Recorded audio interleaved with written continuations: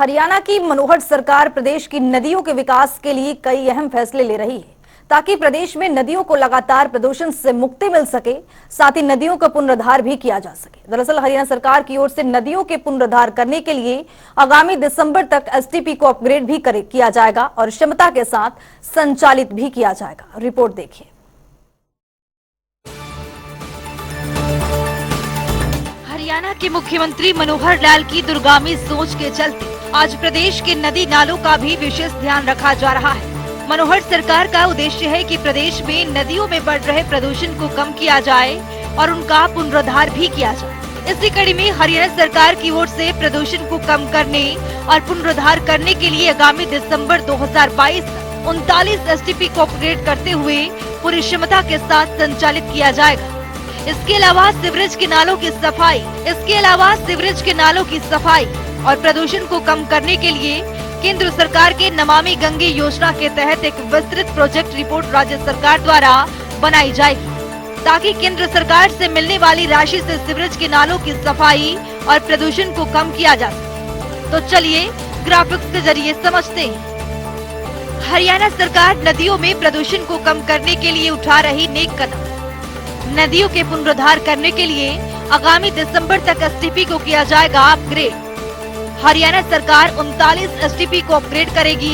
STP पूरी क्षमता के साथ चलेंगे। केंद्र सरकार नमामि गंगे योजना के तहत एक विस्तृत प्रोजेक्ट तैयार करेगी। राज्य में सीवरेज के नालों की सफाई और प्रदूषण को कम करने के लिए बनाएगी रिपोर्ट। घग्गर और यमुना कैचमेंट में बिछाई गई 2030 किलोमीटर लंबी सीवरेज लाइन।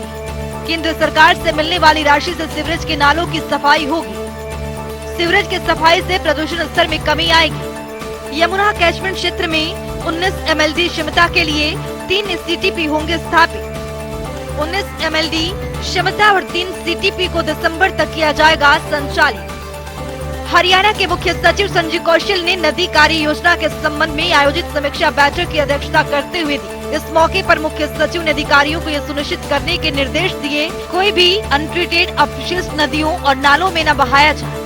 उन्होंने संबंधित अधिकारियों को निर्देश देते हुए कहा कि एसटीपी और सीईटीपी में अनट्रीटेड अपशिष्ट जल पहुंचना सुनिश्चित करने के लिए व्यापक व्यवस्था की जानी चाहिए। उन्होंने कहा कि जल प्रदूषण को किसी भी हाल में बर्दाश्त नहीं किया जाए और नहरों और नदियों को दूषित होने से बचाना अधिकारियों का नैतिक दायित्व भी है। उन्होंने अधिकारियों को सीवर लाइन बिछाने की सख्ती से निगरानी करने और समयबद्ध तरीके से सीवरेज ट्रीटमेंट प्लांट का संचालन सुनिश्चित करने के भी निर्देश दिए। मुख्य सचिव ने कहा कि घग्गर कैचमेंट क्षेत्र के विभिन्न शहरों में 589 किलोमीटर लंबी सीवरेज लाइन बिछाने का प्रस्ताव है, जिसमें से 553 किलोमीटर लाइन बिछाई जा चुकी है और 2 शहरों में सीवरेज लाइन बिछाने का काम भी दिसंबर माह तक पूरा किया जाएगा।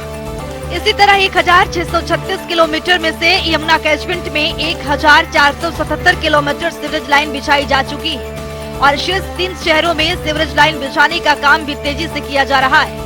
3 कॉमन एम्प्लुएंट ट्रीटमेंट प्लांट स्थापित किए जा रहे हैं जो दिसंबर तक संचालित हो जाएंगे। जनता टीवी के लिए चंडीगढ़ से पवन सिवर की रिपोर्ट।